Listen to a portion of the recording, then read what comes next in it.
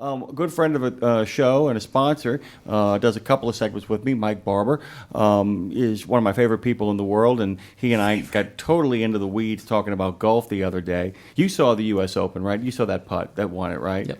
One of the best calls I've heard in a long time, which was, he can do it in two. How about one? And then the place goes crazy, and there was much rejoicing. Yay!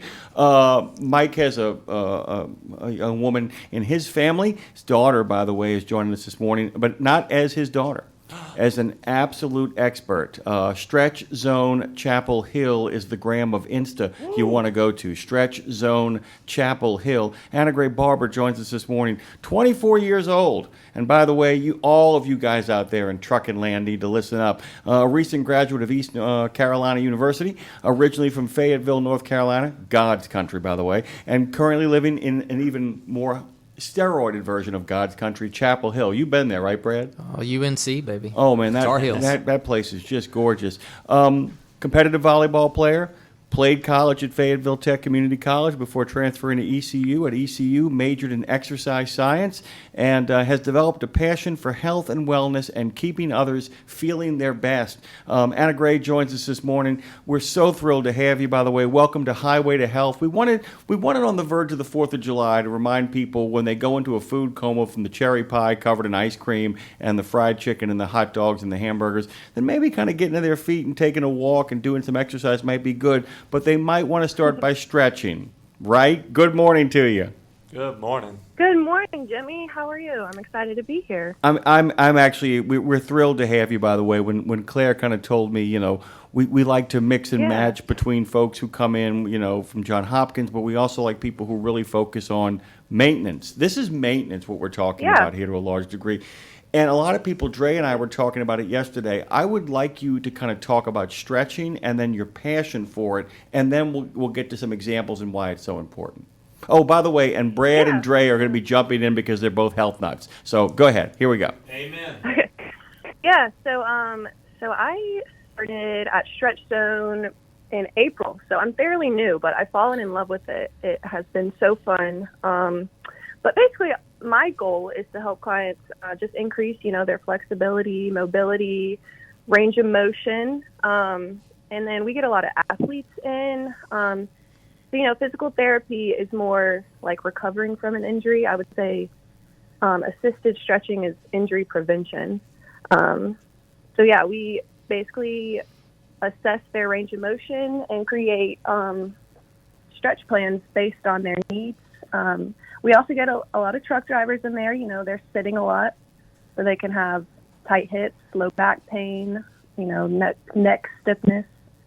But yeah, it's cool. I get to meet new people every day, and I enjoy meeting new people, and it's fun. Let me ask you this. Okay, so I was making a joke yesterday to Dre, and a lot of people understand this.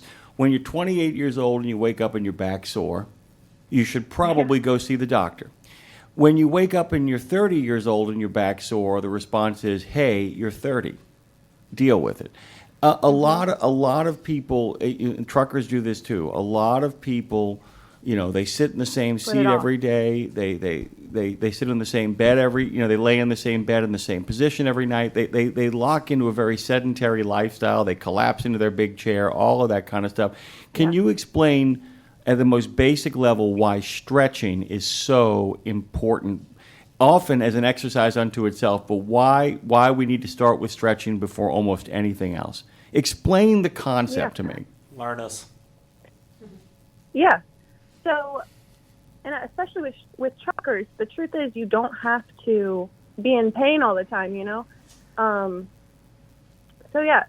especially with their hips, low back, and it's just important to keep your muscles warm and Okay, I want to kind of stop you there because you said muscles warm.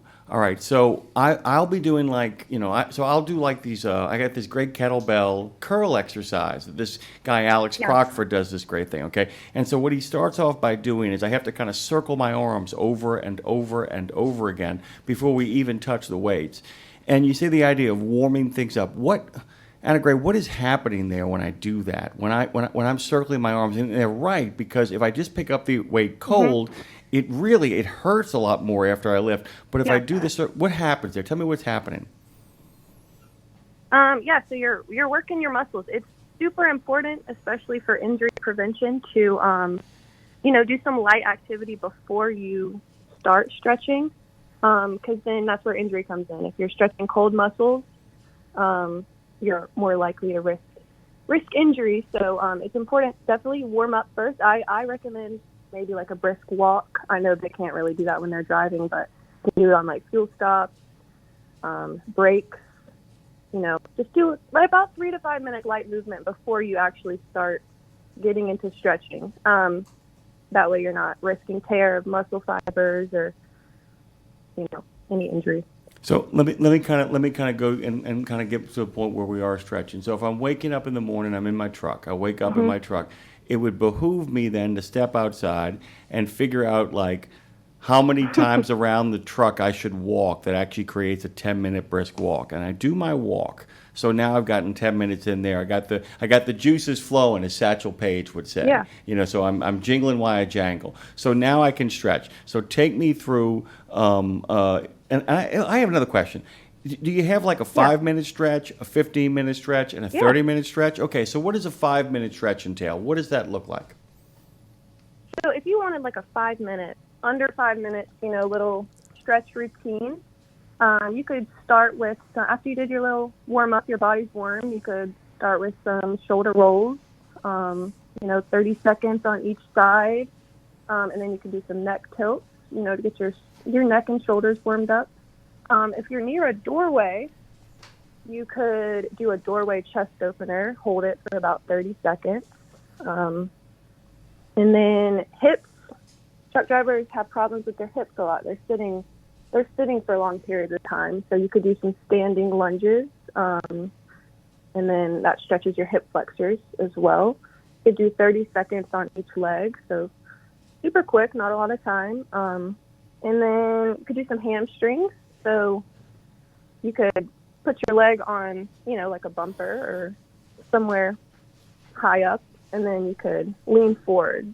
So that would stretch your hamstring out. You could do it 30 seconds on each leg.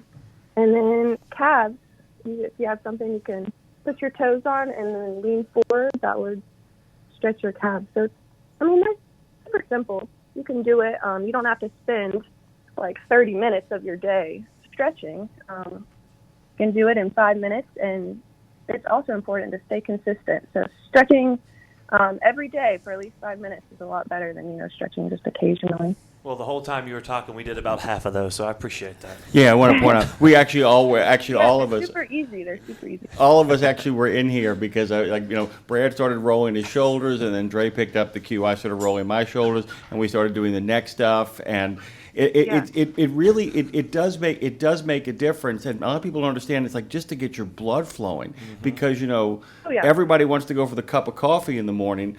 I've always said that a little bit of stretching and a glass of nice, cool water is often the best way to kind of start before you ever even get close to that cup of coffee. Is kind of a way to kind of make that happen. Yeah. Okay, so one of the things I'm a big spin. I like to go to spin class all the time, and of course the men and women who run those classes do terrific stretches. A lot of calf work too on the back of the bike. You get a lot of that kind of stuff that goes on there.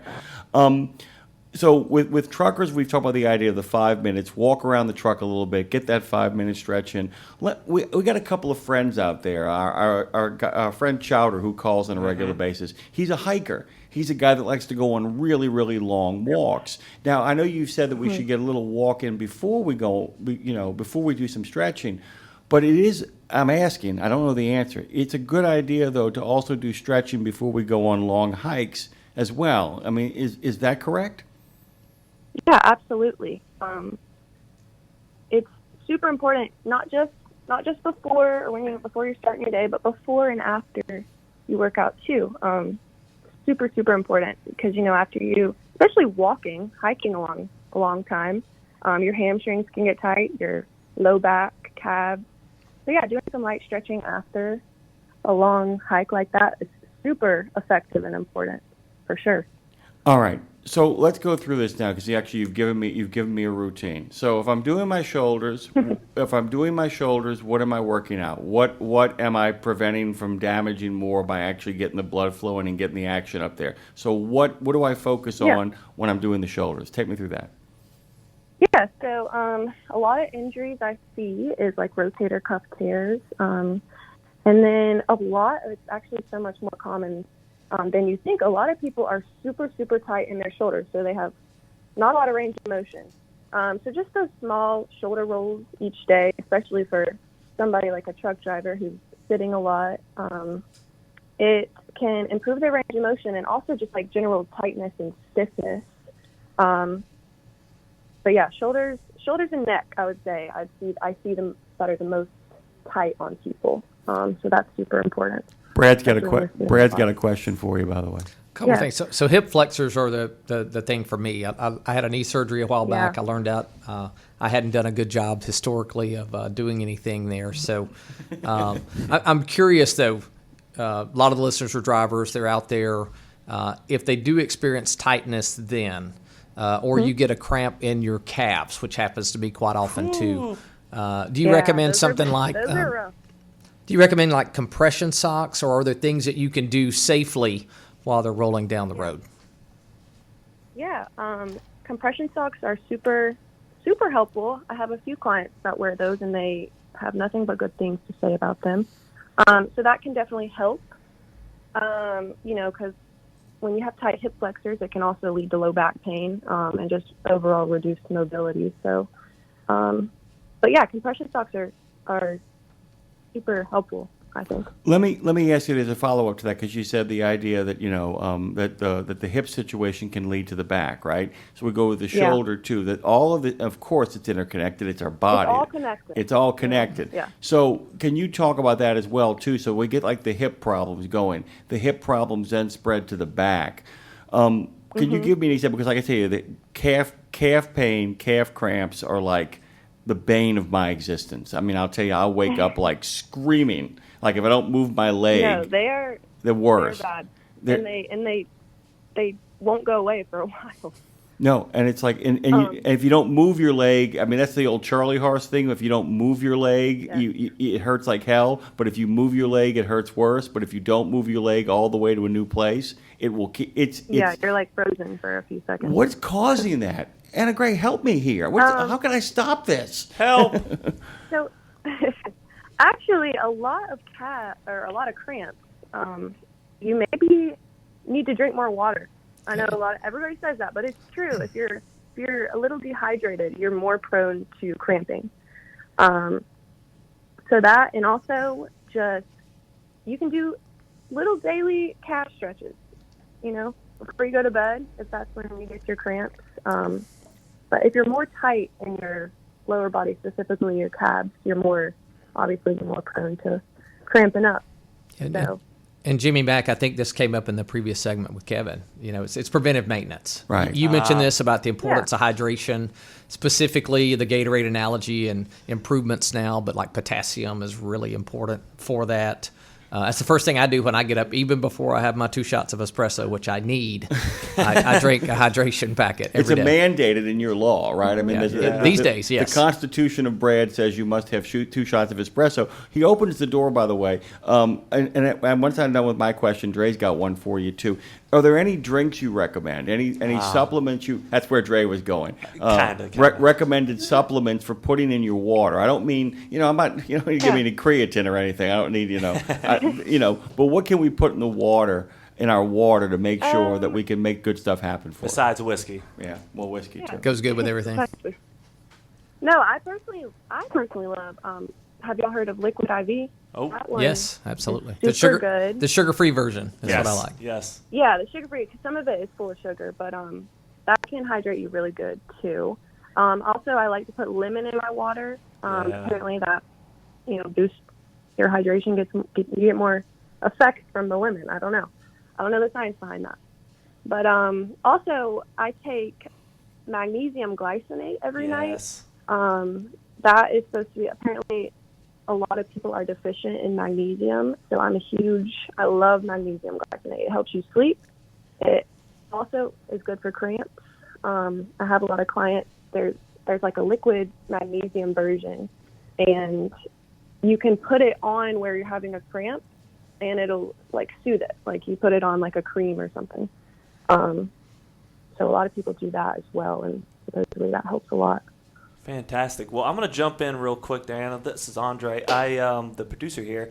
Hey. And here and there with Brad and I, we have our fair share of athletic things that we do. But I had a quick question because I have a lower back problem. And talking about preventative maintenance, what would you recommend for them to do with them sitting for long periods of time with their lower back? Like, what are some preventative stretches? Because I know there's ones you could probably do here and there when you stop, but what are some ideal ones to kind of help In that? the chair. What can you do in the chair? Yeah. Right? What can you do in the chair? Exactly.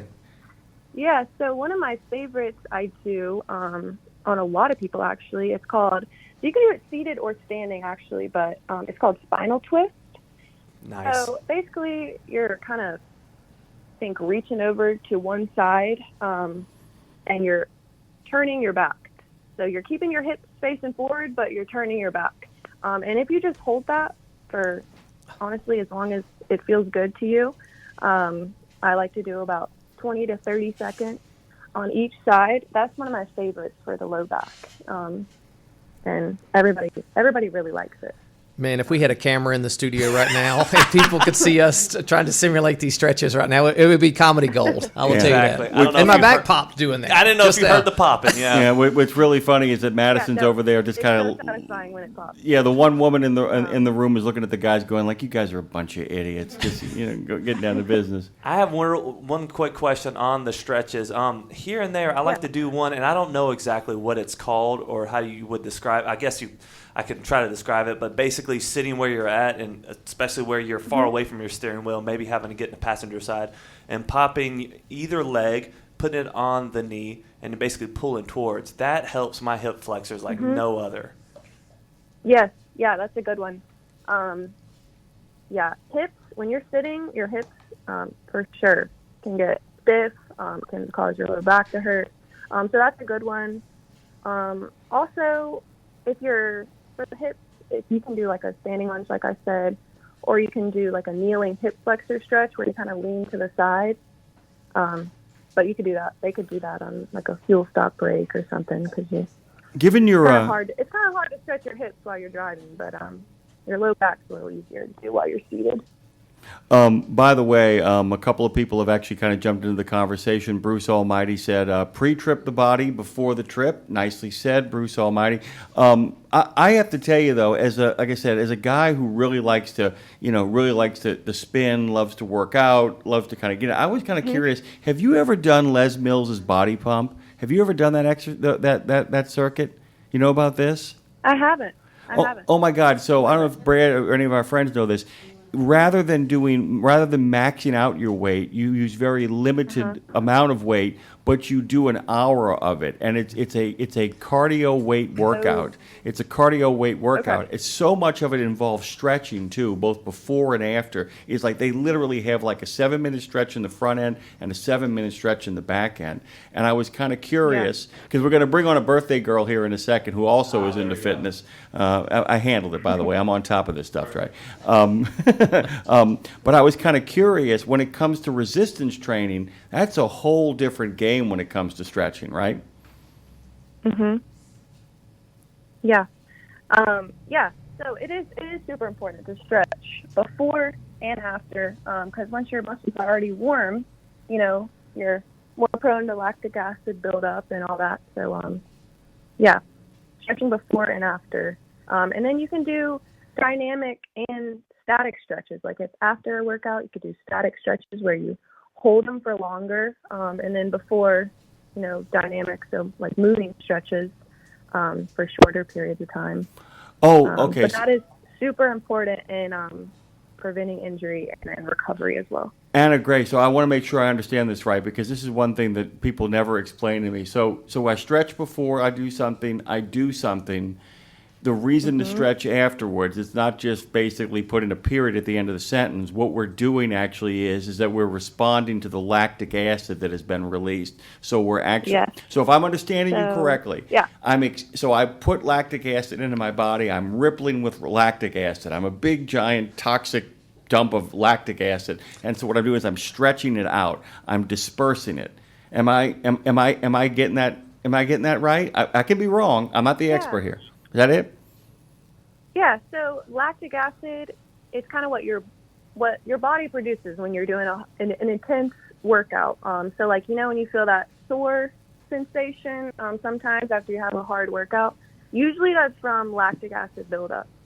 So stretching your body after a workout can help break that down so you don't have as much soreness or, tightness after a long workout. So stretch Super before and after is what you're really saying. basically, And the after is equally important. Yeah, That's the worst part of Equally working out is important, 2 yeah. days later you're still sore. Right? Yeah, because Yeah. I tell you what we do when we do spin classes. And by the way, I'm in a Sweat Lodge spin class, guys. I've told you that. I don't know if you know that, Brad. The one in California is a Sweat Lodge spin class. I one time went to the DJ Hip Hop Sweat Lodge spin class. I'll never do that again.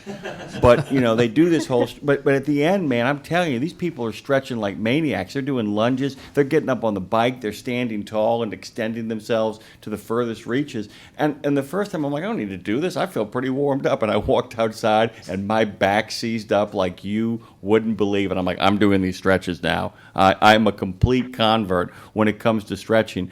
Let me ask you a question on just a personal level. When did you find out you really dug all this stuff? When did you decide that because there is really a market for this? When did you decide that you wanted to make a living? Because you're in college. I mean, you're a brilliant woman, and you go, well, this is where my gravitational pull is taking me. So tell me about that. Tell me about you. We want to hear about you. Yeah. So I think it started during when I was playing volleyball growing up.